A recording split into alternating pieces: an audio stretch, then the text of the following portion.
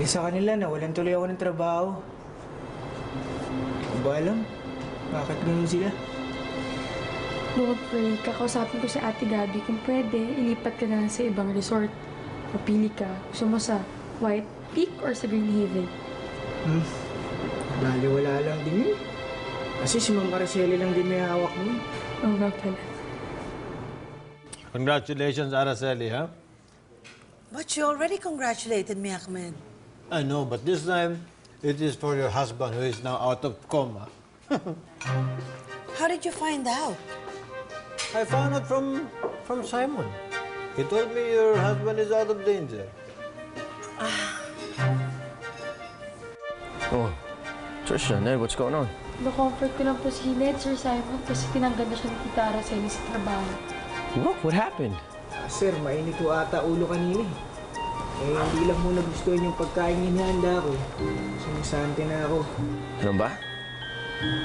Ito na lang, huwag ka mag-alala. Ako bahala sa'yo. Talaga ho? Oo ba? Sagot ko ta. Naku sir, maraming salamat po sir. Problem. Does it mean he's taking over the business? No, certainly not. Okay. Hindi pa nga niya kaya magsalita ng maayos eh. How do you expect him to run the business? Of course not. So, tuloy pa rin yung ating business arrangement, ha, Ahmed? Nagustuhan nga niya yung crispy patang niluto ko eh. Pero bakit kaya bigla siya nakatulog? Ngay, sub-sub nga yung mukha sa plato, no? Ayun lang.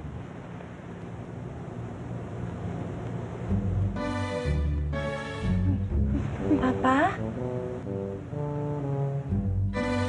Araceli, should I back off a little? Back off? Yes. What do you mean? From where? Why should you? You know, what if your husband finds out that we are dating? Are we dating? Oh, are we not dating? I suppose so. We'll have a toast, no? Sure. Because your To husband business together. Oh, yes.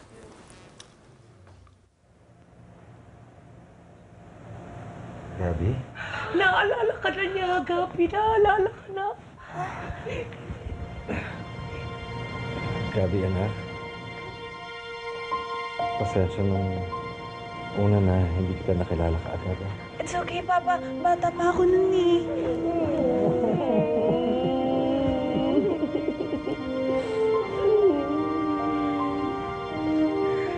Ano, anak? You like crispy pata?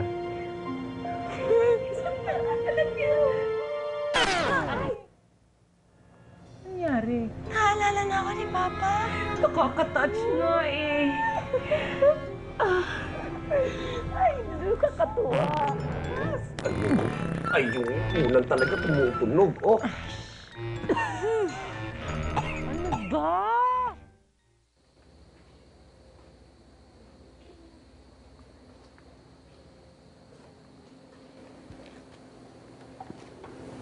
Hello.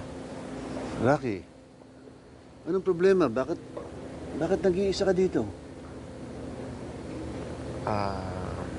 Kasi namurong problema lang ako dun sa pag-alis ko. Kinukulit na kasi ako ni Sir Ahmed eh.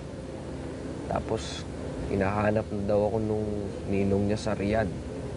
Kaya lang naman, hindi ako kampante na iwan si Ma'am Gabi. Is Araceli better than I am? Of course not. With your expertise, nobody will beat you. Good. Never forget that, okay? Of course not.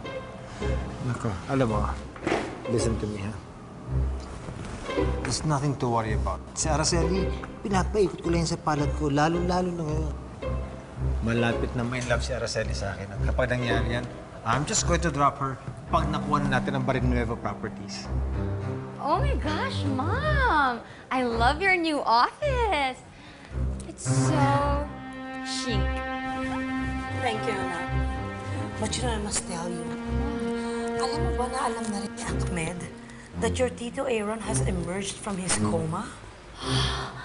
No! Yes! So, mamaya, tigilan niya na yung paliligo niya. No, that can't be. Hindi pwede mangyari yun.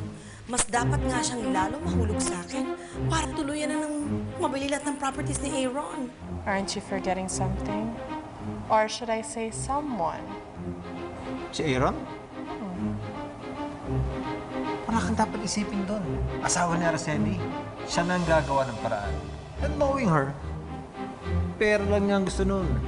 Are you sure? I'm very sure about that. Teka, paano naman yung anak mo, si Randy? Naguguluhan pa ako ngayon eh. Hindi ko pa kayang iwan si Ma'am Gabi. Alam ko naman kasi na marami pa siyang pinagdadaanan ngayon. Huwag kang mag-alala, Rocky. Magliliwanag din ang lahat sa tamang panahon. Malalaman mo kung anong dapat mong gawin. Sir Agida, nakausap ko po yung bus operator na nakausap niyo po dati. May nabanggit po siya sa akin. Tumawag po kasi siya sa telepono. Ano raw? Nakita niya na daw po yung Randy. Randy? Po. Randy Francisco? Yun na nga po yun. Do we need to worry? I don't think so. You know, we just had a great date. But you know what? Even he is worried about your Tito Aaron. Parang nag-worry siya na nagising na nga si Tito Aaron mo. Which means to say, on the other hand, that his interest in me is very serious. How serious? Darling, serious enough to want to marry me? Well, kailangan mawala na si Tito Aaron sa landas na ni Mami. Babe, your phone's ringing. Hello? Hey, Sir Agita. Opo. Yes. Nakita mo na.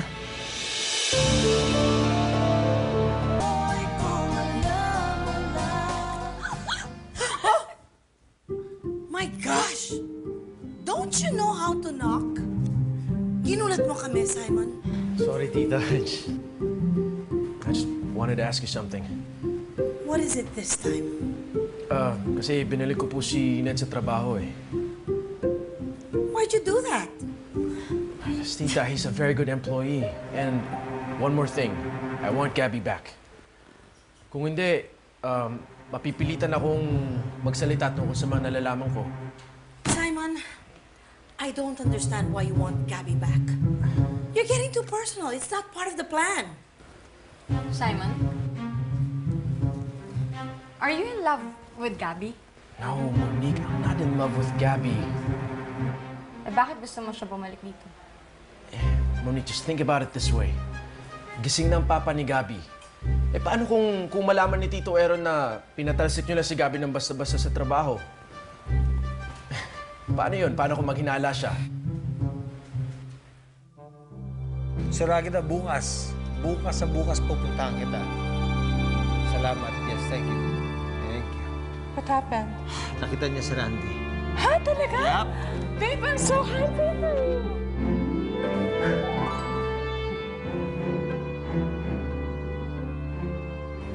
Jim Rod, kamusta na si Aaron?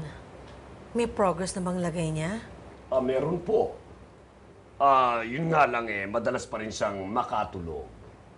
Medyo antukin pa rin, minsan nga sa gitna pa ho ng pagkain. Pero, nakilala niya na po si Senyorita Gabby. Tuwan-tuwa nga si Senyorita Gabby. Jim Rod, gising na ba si Papa?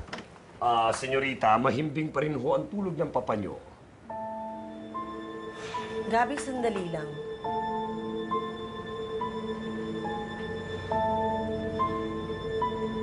I'm bringing you back to Blue Escape.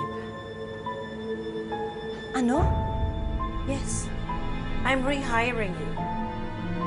You shall be Simon's executive assistant. I insist.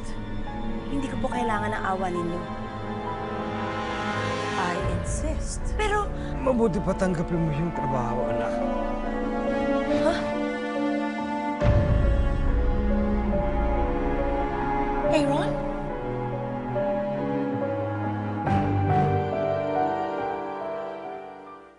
Mas Mas umiinit ang mga tagpo sa My Driver Sweet Lover.